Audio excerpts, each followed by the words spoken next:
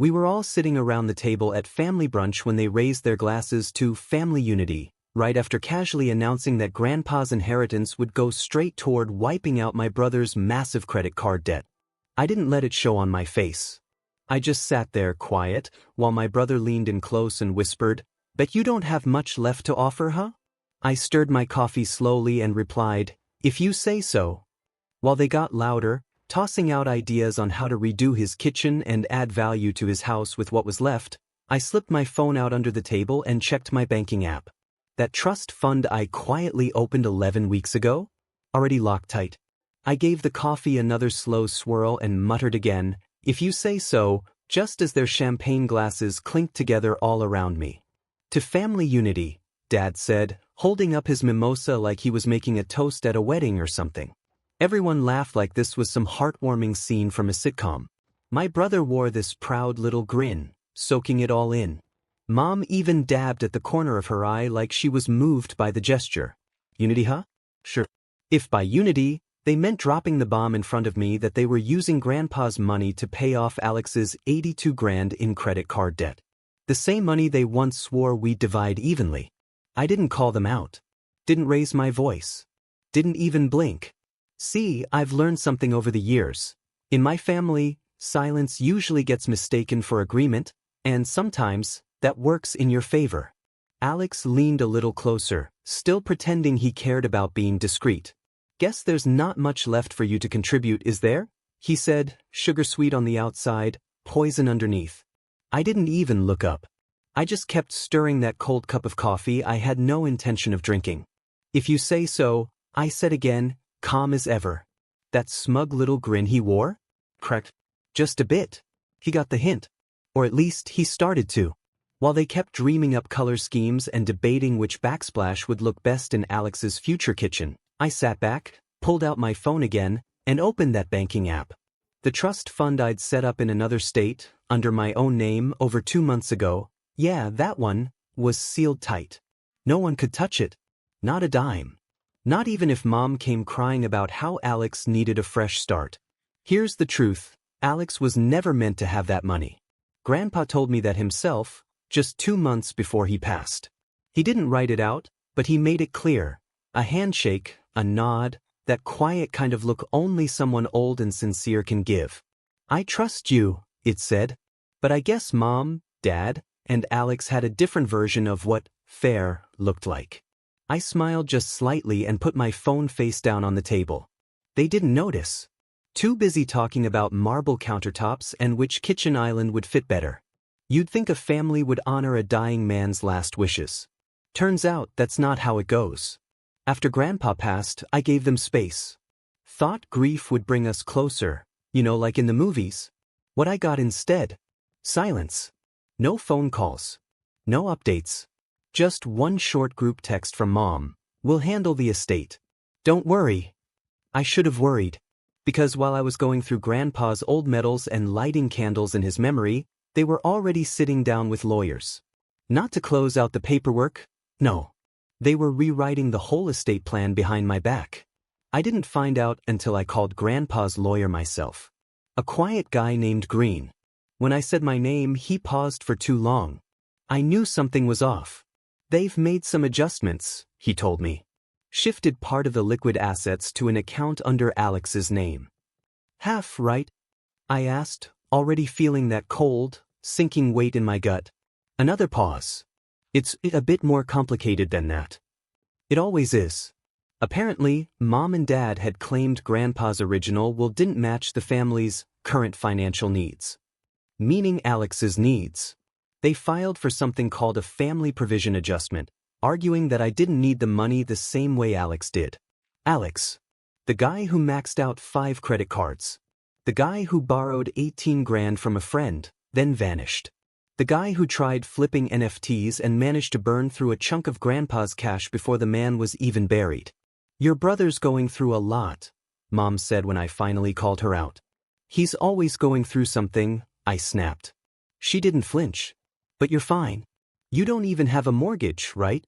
"Yeah." "Because I saved. Because I planned. Because I didn't gamble my life on schemes and prayers." That same week, I sat down with my own lawyer. Not a family friend. A real one. I handed him the documents Grandpa and I had worked on together 6 months before the end. The ones that clearly spelled out equal division. Not proportional. Not based on who needed what. Equal. He read through the pages carefully, then looked at me and said the one sentence that sealed it all. If they moved any money before probate closed, that's serious legal misconduct. And I had the receipts. 3 weeks before the will was finalized, Alex made 2 large withdrawals from Grandpa's personal account, close to $29,000 in total. One marked as consulting fees. The other? Just Alex J. reimbursement. The only people who had access to that account were Grandpa and Mom. So either she handed over the keys, or she turned a blind eye while Alex helped himself. I didn't accuse anyone, not out loud. I just printed out every single statement, slipped them into a folder, took it to a notary, and quietly filed a report with the estate court, just to be safe. And still, I didn't say a word. I kept playing the part, the good son, smiling at family dinners, nodding politely, saying, "Thank you," when Mom packed up leftovers like we were still all one big happy family. Hell, I even went along with Alex to help him pick out tile samples for his big renovation, even though I knew damn well that renovation was being paid for with what should have been my share of Grandpa's inheritance. Then came another Sunday brunch in their backyard. Lilacs in bloom. Mimosas in hand. Everyone pretending like nothing had happened. That's when Dad stood up, lifted his glass, and said with his usual dramatic flair, "To family unity. To always having each other's backs." I smiled and played along. Right then, Alex leaned over again with that fake casual whisper, "Guess you don't have much left to give, huh?" I almost burst out laughing. Not because it was funny, but because by that point, I'd already tucked away my share into an ironclad, irrevocable trust. Locked up tight. No one could touch it. Not them, not even a court order.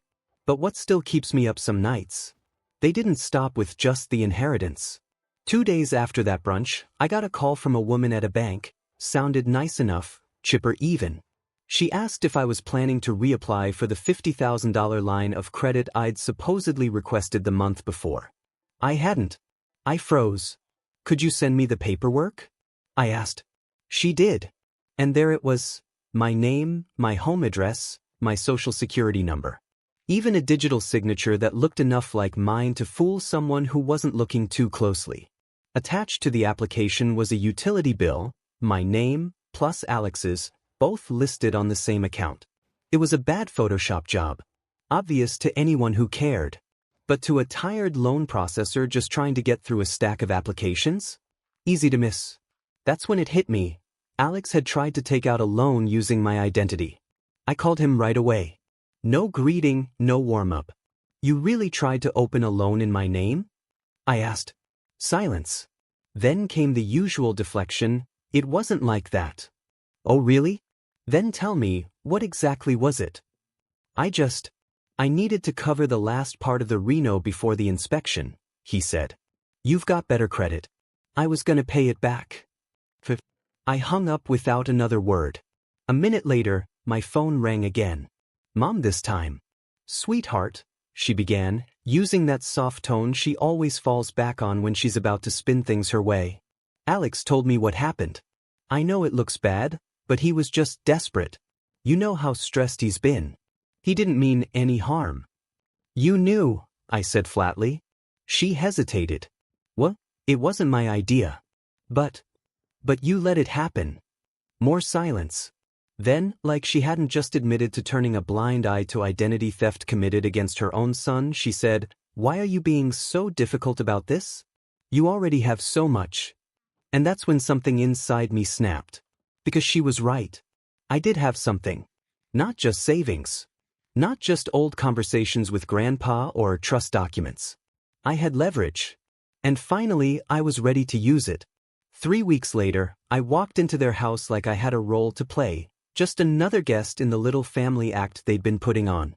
Alex had invited me for dinner, calling it a celebration, now that the house was fully renovated, courtesy of what was left of Grandpa's money. Mom had made her famous roast. Dad was already parked at the head of the table, sipping wine like he was presiding over a royal banquet. Everything gleamed: the polished table, the brand-new granite countertops, the lighting fixtures that were way too expensive for a guy with no job. Alex even had a fresh haircut. That same smug look on his face, the one he always wore when he thought he'd pulled one over on someone. I sat down, cool as ice. Waited until dessert. "That chocolate tart's incredible," I said, pushing my plate away slowly. "Almost makes up for the felony-level misconduct you committed." The whole room froze. Mom dropped her fork. Alex stared at me like I'd grown a second head. Dad paused with his wineglass halfway to his lips. "What did you just say?" he asked, his voice low. I leaned forward and spoke clearly. "I said this dessert almost makes up for the identity theft and estate interference you pulled off." Alex laughed nervously. "What are you talking about?" "I'm talking about the loan application you forged in my name," I said, calm and even. "The fake utility bill you used. The $29,000 you drained from Grandpa's account before probate ended. And how Mom and Dad helped cover it all up." "No," Mom stammered, already panicking. "This is a misunderstanding." I opened the folder I'd brought with me and tapped on the stack of documents inside. "Here's the forged loan paperwork," I said. "Here's the fraud report from the bank. Here's Mr. Green's notarized statement, Grandpa's lawyer. And this," I added, sliding a printed email across the table, "is the judge's response, confirming that the estate changes you made were illegal." Alex's face went pale. Sweat started forming on his forehead. Dad set his wineglass down slowly. "I could take this to the police," I said plainly. "That'd mean charges for wire fraud, unauthorized use of my personal information, and misappropriation of estate funds. This isn't a family spat. This is criminal." "Are you serious?" Alex mumbled. "I haven't gone that far yet," I told him, "because I've decided to give you one last gift." They all just stared at me wide-eyed, like I'd flipped the table. "My silence. In exchange for yours." I stood up and pushed my chair back. "You're going to sign a legal document waiving any future claims on Grandpa's estate," I said to Alex. "And you're going to return whatever's left of the money you took." Then I looked at Mom and Dad. "You'll issue a written statement, admitting your role in allowing this to happen." "And if we don't?" Dad asked, his voice colder now. I gave a slow smile. "Then we let the courts decide. In the papers. In your HOA newsletters. At the golf course. With all your buddies in your perfect little suburban fantasy. That's where this'll end up." I didn't say it to be cruel. I said it because they needed to hear it. Mom covered her mouth like I'd slapped her. "You wouldn't," she whispered. "You think I care anymore?" I snapped, my voice sharp and rising. "You really think I'm still interested in protecting the family name, after everything? After your son tried to steal from me, and you let it happen? You lied to me.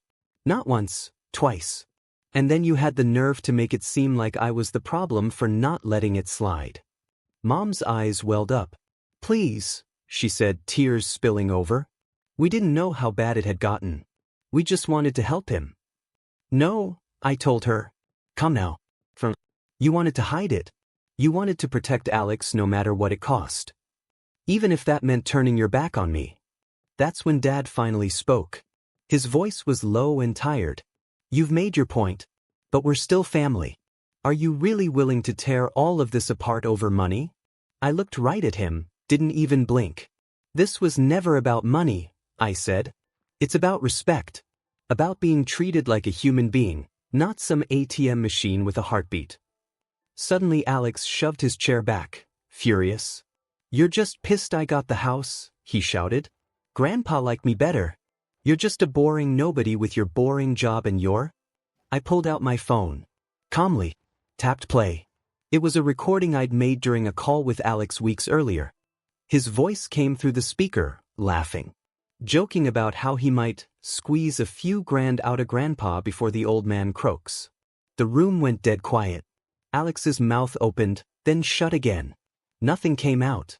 I said, soft but clear, "You call your lawyer first thing tomorrow morning." I stood. Because this was me being nice. And with that, I walked out the door. left them sitting there, pale, stunned, silent, with their plates still half full and the air heavy with everything unsaid. The next day, Dad called. "We'll sign," he said. "No yelling. No arguing. Just defeat. But you didn't have to do this," he added quietly. I let that hang a second, then said, "You didn't have to." 3 months. That's how long it's been since I flipped everything upside down.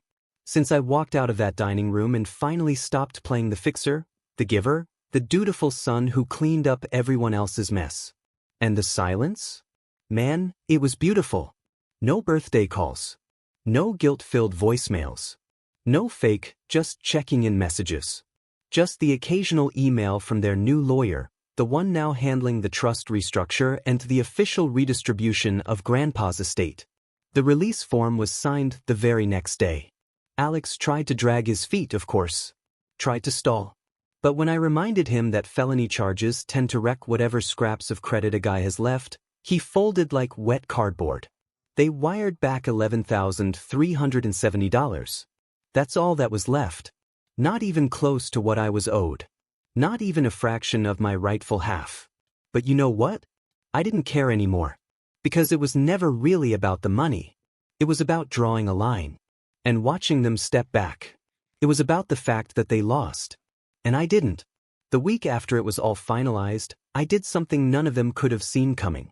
I quit my job. No drama. No blow-up. I just walked into my manager's office, shook his hand, and thanked him for 6 solid years. Then I booked a flight. Not to some island paradise. Not to Italy or Greece. To Montana. There's a cabin there, one Grandpa used to take me to when I was a kid. The only place where I ever felt like someone in my family actually saw me. I stayed 2 weeks. Alone. No calls. No news. No noise. For the first time in years, I just breathed. I hiked trails I barely remembered. I wrote in an old notebook. I reread the letters Grandpa sent to Grandma during the war, full of love, guilt, and the kind of hope men only write when they think they might not make it home. "I won't repeat the mistakes of the men before me," he wrote once. Too bad his son never read that line. When I flew back home, something inside me had shifted. I walked a little lighter. My voice sounded different. Clearer. Stronger. I wasn't angry anymore. I was finally awake. That's when the calls started. First, "Mom, sweetheart, maybe we could talk? Just the 2 of us?" I didn't respond. Then "Dad, we miss you. Want to meet for lunch?" I sent one word, "No." But the one that almost made me laugh? That came from Alex. "Bro, I know things got heated, but we're still family, right? Can we at least talk?" I took a screenshot. Filed it in the same folder as the forged loan documents. Just in case. But it didn't end there. 2 weeks later, a message popped up from a name I barely recognized. Melissa, Alex's ex. The mother of his 2 kids. We'd only met once or twice. I hardly remembered her. But her message? I'll never forget. "I just wanted to say thank you," she wrote, "for finally doing what no one else in your family ever had the guts to do. You have no idea how long I've waited for someone to hold him accountable." We ended up talking for over an hour. She told me things I'd never known. About how Alex emptied their joint accounts. Lied in court during their custody battle. About how my parents covered for him. Again, "You think they only drained your bank account?" she asked. Try living through the emotional theft. Try explaining to a crying child that Daddy didn't mean it, because that's what Grandma says. When I hung up, I wasn't shaking with rage. I was steady. Because I finally saw it, I wasn't the only one they damaged. Not by a long shot. And that truth? That gave me power. I started drawing lines. Not just with them, with everyone. No more doing things for free out of guilt. No more mistaking manipulation for love. No more one-sided loyalty. I got a new number. Switched banks. Started therapy. And I bought a home. That cabin in Montana? I made it mine. Quietly. In cash. Tucked under an LLC so it couldn't be easily traced. My emergency exit. For the days when the world gets too loud again. Then one day, something unexpected showed up. A small package. No note. Just a velvet box. Inside was Grandpa's pocket watch, the one I thought had vanished after the funeral. No return address. But I knew. It was Dad. His way of apologizing without saying a word. His way of asking, silently, if maybe, just maybe, we could start over. I didn't write back. Because the message I'd already sent, walking away and meaning it, spoke louder than any pocket watch or heartfelt letter ever could. You don't get to bury someone in guilt their whole life and then ask for grace when the shovel finally breaks. I'm not that same son who sat quietly at brunch, sipping cold coffee while my family carved up my future like it was theirs to split. I'm not the fixer anymore. I'm not the peacekeeper. I'm the man who said no, and meant it. And for the first time, that's more than enough. They say every family hides something. Secrets behind curtains, lies under the rug. Not mine. Mine wore their sins out in the open, like merit badges. They turned betrayal into tradition. Excuses into routine. They used me like an endless bank account, a human ATM with no limit, no complaints, and no questions. But the thing they never saw coming, what no one ever expects from the quiet one, the reliable one, the responsible one, is that I'd stop fixing. That I'd stop playing along. That one day I'd finally stand up, walk out, and never look back. Because here's the real truth. The worst part wasn't Alex forging my name. It wasn't Mom and Dad rerouting Grandpa's money. It wasn't even the loan with the fake utility bill. The final betrayal was realizing they never loved me, not for who I was. Just for what I could provide. And that cut deeper than anything else. Because I'd spent years twisting myself into knots for them. Years trying to be enough, do enough, give enough. Hoping that maybe, someday, they'd stop taking long enough to say, "You matter." That day never came. So I made it happen for myself. It's been 6 months now. 6 months since I broke the illusion they built. Since I said no and didn't flinch. Since I stopped living like I owed my family some invisible, never-ending debt. And do you know what happened once I stopped bleeding for them? I healed. I used what they couldn't take, what was left of my inheritance, to buy Grandpa's cabin in Montana. Paid for it outright. The place where I finally learned what it felt like to belong, even if just to myself. I changed my phone number. Switched banks. Removed them from my emergency contacts. I cut every thread they used to pull me back in. They tried to reach me, of course. They always do. At first, it was guilt. This isn't how families treat each other. Then came the revisionist history. We were only trying to help your brother. Then came the threats. You'll regret this when we're gone. And finally, desperation. Please, just talk to us. But I'd seen that movie 100 times. Different outfits. Same tired script. This time, I didn't even show up to the theater. And when the noise finally stopped, something unexpected happened. I started hearing myself. Not the version they built. The stoic, self-sacrificing son who fixed everything and asked for nothing. I found the version of me who laughed out loud without apologizing. Who woke up early and read books just because. Who didn't flinch when saying, "I'm tired," and didn't brace for another phone call asking for money. I started therapy. Real therapy. Not just venting to friends over drinks, but real work. The kind where you peel things back inch by inch. I dug into why my mom's voice always made me feel smaller whenever she started a sentence with, "I just think." Why my dad's long silences still made me feel like I'd failed. Why Alex's laugh triggered this nauseous knot in my stomach. Because his jokes were always at someone's expense. I unpacked all of it. And then I let it go. Because none of that was mine to carry anymore. Last week, a letter showed up. Handwritten. 5 pages. From Dad. No excuses. No blame. Just one sentence near the end that brought me to a full stop. I don't expect forgiveness. I just hope you're finally free. I folded it carefully. Tucked it in a drawer. Not because I forgave him. Not yet. But because, for the first time, he finally saw what they took from me. What they broke. And what I built without them. About a month ago, I met someone. Not in a romantic way. Not yet. That part of me's still learning how to trust again. Still working through the landmines. But she was kind. She didn't know my past, my family, or my bank balance. She just looked me in the eye and said, "You seem grounded, like a guy who doesn't waste time." And I smiled, because for the first time in my adult life, it was true. I'm not waiting to be picked anymore. I'm not earning affection by bleeding for it. I'm not measuring my worth in favors or financial rescues. I'm just living. And that quiet, solid, ordinary peace is the loudest kind of rebellion. So no, I don't regret any of it. Not the confrontation. Not the fallout. Not the silence that followed. Because sometimes, the only way to break a cycle is to shatter it so loudly they can't pretend not to hear it anymore. I don't want revenge. I want peace. And I've earned every single second of it. They can call me selfish. They can rewrite the story however they want. They can sit in the wreckage of their own decisions.